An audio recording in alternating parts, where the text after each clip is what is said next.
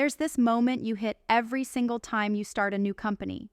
That moment when everything feels like it's about to spin out of control, when the weight of expectations crushes the air out of your lungs and doubt creeps in like a dark fog. You've been there, watching your dreams grow fragile under the glare of reality, wondering if you'll fall flat before you even get off the ground. It's brutal. The system screams that you should stick to the script, raise money, build a product, launch fast, scale faster.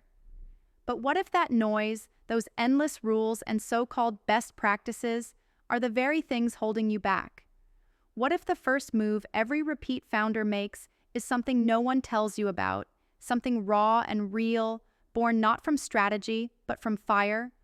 The truth is, the founders who come back again and again, the ones others watch with envy, start not with the perfect pitch deck or the slick website, but with brutal honesty.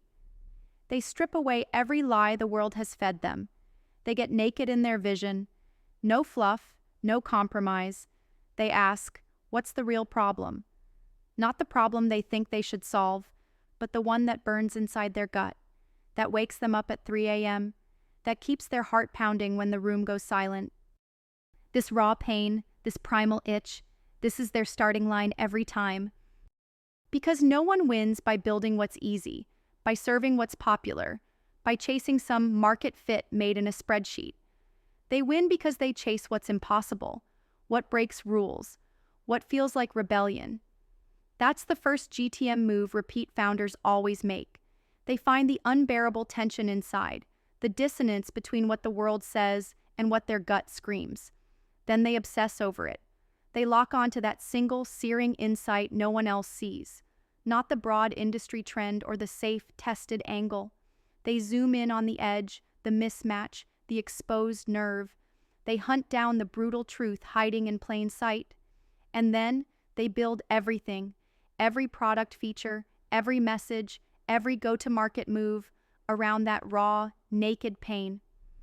This isn't theory. It's what separates the lost founders from the founders who build legacies. It's the move that turns confusion into clarity, noise into signal. It's not about how many leads you squeeze out of a funnel or how many clicks you buy on ads. It's the moment you say, enough. I will build for the real pain, not the easy one. And then slowly, the impossible starts to feel inevitable. You see, the world is full of lies dressed in comfort. It tells you you're free, but chains you with norms. It promises equality, and then buries brilliance under piles of mediocrity. It hands you repeatable checklists, but forgets you're not a machine.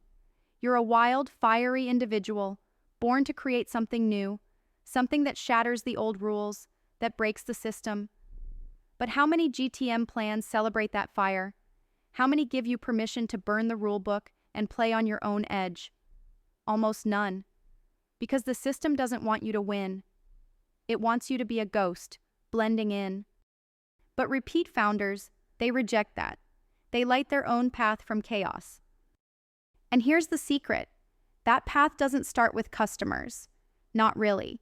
It starts with courage. The courage to look at every truth you've learned, every market assumption you've swallowed, and tear it apart. Then rebuild from the ground up. It's a grueling task.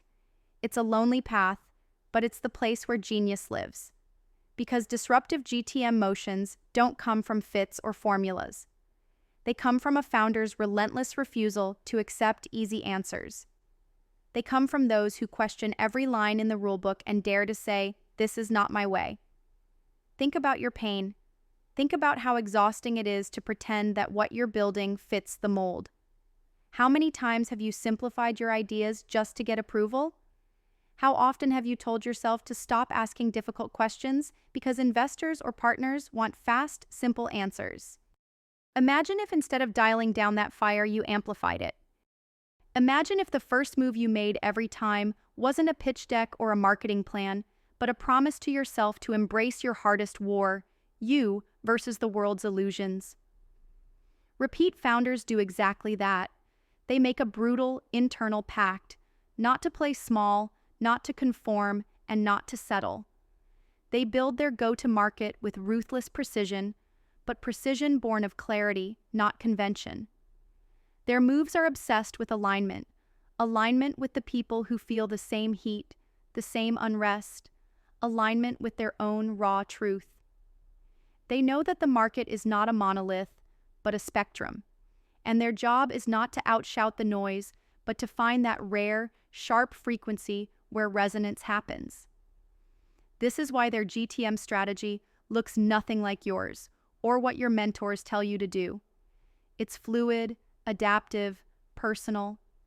It's not about copying what worked before or chasing virality.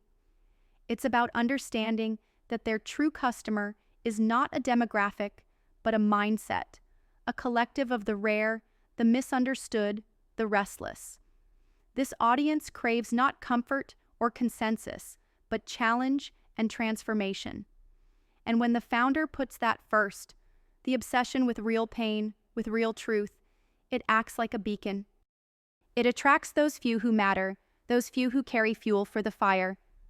Suddenly, what once looked like impossible traction becomes magnetic. Every repeat founder knows this. GTM is not a plan, it's a revolution. It's a coded message wrapped in empathy, a promise sung from the edges of every conversation. It's the moment you stop trying to please everyone and start to serve the few who truly get it. This is why their launches don't feel like sales. They feel like rallies, movements, because they are. When you focus on the raw, painful insight first, every GTM move becomes a signal flare, a shout across the void to find your tribe, a tribe that's starving for something real, something bold, something dangerous. So what's the move you need to make right now? Quit searching for shortcuts. Quit listening to the noise that tells you to play safe. Instead, dive deep into discomfort. Pull yourself out of borrowed perspectives and generic promises. Burn through the distractions and find that one core pain your idea fixes better than anything else. Then build around it. Every word, every campaign, every handshake must channel that truth. Because only then will your message cut through the clutter. Only then will you stop chasing your tail and start finding people who don't just buy your product, but join your cause. Repeat founders don't just sell, they unleash, they don't pitch, they call to arms. And that first move, that laser focus on the pain others miss, becomes a snowball rolling down a mountain, unstoppable, relentless, impossible to ignore. What happens next is magic, but only because you dared to start there. Real pain, real people, real clarity. Every GTM decision flows naturally from that fire, not from guesswork. And the best part? That kind of GTM creates strength beyond scale. It builds resilience, loyalty, and a momentum so pure it can't be bought or faked. It's organic and it's eternal. You may have been trained to believe GTM is a checklist, but repeat founders know better. It's an act of liberation. The first GTM move is breaking free from illusion, from comfort, from everything that keeps you small. It's a declaration. This time will be different because this time you build for the truth only you can see, and to hell with the rest. In the silence after you make that choice, after you embrace the pain, after you commit to your vision without apology, you'll realize something else. The journey stops being scary. The impossible starts to feel like destiny. The loneliness fades because the few who see your fire come running. And what you build next, your company, your product, your legacy, will not be a copy, but a wild, living thing that bends reality to your will. That's the GTM move repeat founders always make first. It's brutal. It's raw. It's the only thing that truly matters. Listen for the fire inside. Chase that pain. Build from it. Then watch everything else fall into place.